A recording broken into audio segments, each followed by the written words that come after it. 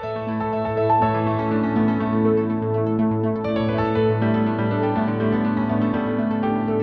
friends, welcome back to the Journal Feed. My name is Nick Zelt, and this is the only place to get spoon-fed the latest and greatest of emergency medicine. We keep you guys up on the literature by spoon-feeding it to you. Okay, let's take a look at what we cover from this week. First off, everyone goes crazy on a full moon. We all know that. And that's what makes the ER such a crazy place to be in on a full moon, right?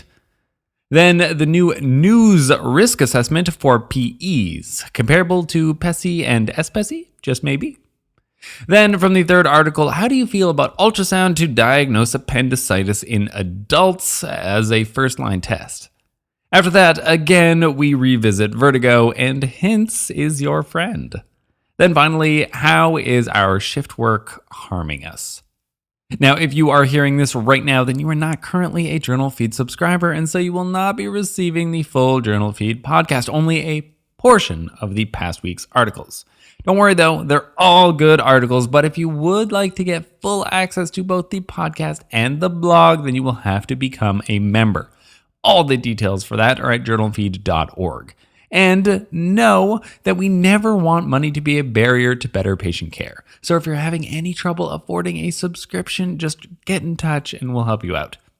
Now, this is the audio version of the past week summaries, which this week were brought to you by Vivian Lay, Ketan Patel, Gabby Leonard, Seth Walsh-Blackmore, and Clay Smith.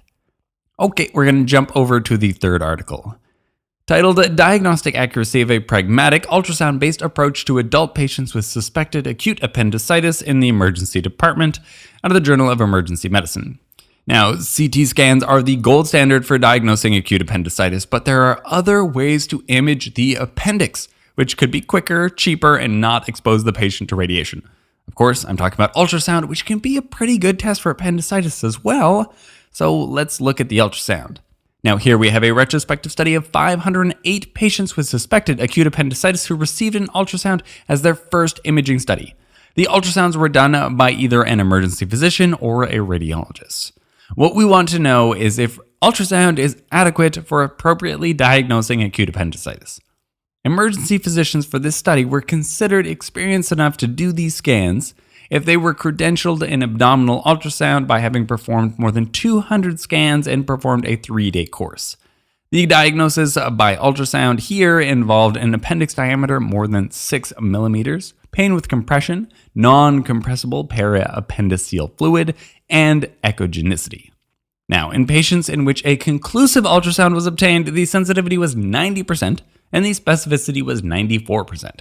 Anytime the appendix wasn't seen, i.e. the scan was considered inconclusive, well, 29% of these patients ended up having acute appendicitis on a CT scan. Alright, so all in all, this is all pretty good, but it still is all going to depend on the risk tolerance of your surgeons at the end of the day. Seeing papers like this is great, but at least at my local hospitals, the surgeons are pretty unanimously going to ask for a CT scan in near every case, no matter what the ultrasound says. More evidence does help push the needle, though. In a spoonful, ultrasound first in adults to test for acute appendicitis is both sensitive and specific, of course, if you can find the appendix. Okay, and then jump over to the last article, titled Objective Assessment of Sleep and Fatigue Risk in Emergency Medicine Physicians, out of the Journal of Academic Emergency Medicine. Most of us have gone into emergency medicine knowing that shift work is the name of the game, and that there are health costs unfortunately associated with being a shift worker. We get tired, and with that comes some risks. I think it's good to know as best we can everything about how this affects us so that we're at least making informed choices and can mitigate them if possible. This was a small study of 17 emergency physicians from an academic center. Now, to get data on the participants, they used smartwatches. Of course they did. I mean, heck, I already wear one every day anyways, so why not? Now, the ones they used were meant to track sleep metrics, and then they used this data to predict fatigue scores. They collected data over a 2-month period, during which the average emergency physician worked 23 shifts. Some worked a lot more than others, with a range of 10 to 41. Okay, now I'm not going to go into the blah, blah, blah about how sleep scores work or if they're even worth anything, but just take it with a grain of salt that something on your wrist can kind of get an idea of how well you've slept. So, the average sleep score in this cohort was 7.7 out of 10, which sounds pretty good, except for when you consider that the optimal range here is that you want to be less than 6, not closer to 10. The average sleep length was 6.8 hours. Which is less than the optimal recommended time of 7 to 9 hours. They also did some fancy stuff, taking into account sleep, activity, fatigue, and task effectiveness to give you what they call a ready score, which is kind of just a score that measured how tired you were. Now, from this data, they were able to show that about half of the physician's shifts were in a high performance state, so a better fatigue score, while about a quarter were spent in a state of fatigue that increases the risk of errors. You were less fatigued if you had a shift that started between 6 a.m. and 2 p.m., but were more tired between 2 p.m. and 11 p.m. Essentially, you're more awake during the day and working hours. That's not revolutionary. Now, this entire study was essentially just a pilot study to assess a method of measuring sleep and predicting fatigue in physicians, which can later be validated for risk reduction interventions. Hopefully, they can correlate this data with some kind of either physician-based or patient-based outcome as well. That would be nicer to see. All in all, this study shows that we sleep less than we should and worse than is recommended. So this is a reminder to be really mindful of your sleep hygiene. Budget in enough hours to sleep, minimize screen time before bed, don't take too much caffeine, you all know the drill.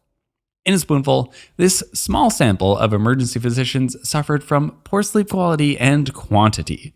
They were objectively more tired in the late afternoon and evenings, with a quarter of their time spent on shift.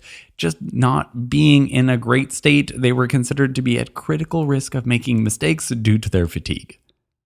Okay, that's all the articles we have from this week. Let's do the quick wrap up just to remember what we learned. From the third article, I'm not sure what more can be done to improve ultrasound for assessing acute appendicitis, but it's pretty good now, and it's a reasonable choice as a first-line test, even in adults. Truth be told, in patients in which I suspect acute appendicitis, I usually like to take the ultrasound and look in the right lower quadrant, but if I don't find the appendix immediately, then I don't spend more time than that, because most of my surgeons are going to want a CT no matter what. And then from the last article, sleep feels like a waste of time sometimes, but you'll be wasting the rest of your time if you don't take sleep seriously. This small study showed a sample of emergency physicians did not sleep enough and did not sleep well enough while being critically fatigued on shift almost a quarter of the time, especially in the late afternoon and evening. Be mindful of this and guard your sleep as the precious resource that it is. Links to all the articles summarized can be found at JournalFeed.org, where the newsletter is the best way to make the podcast into a bite-sized nugget of spaced repetition. If you're feeling like you missed out, you'd like to hear more podcasts, you'd like to get involved with the blog, then you have to join us over at the members feed. Our goal here is for you to read less, learn more, and save lives. And we're helping you do that one spoonful at a time. Thank you.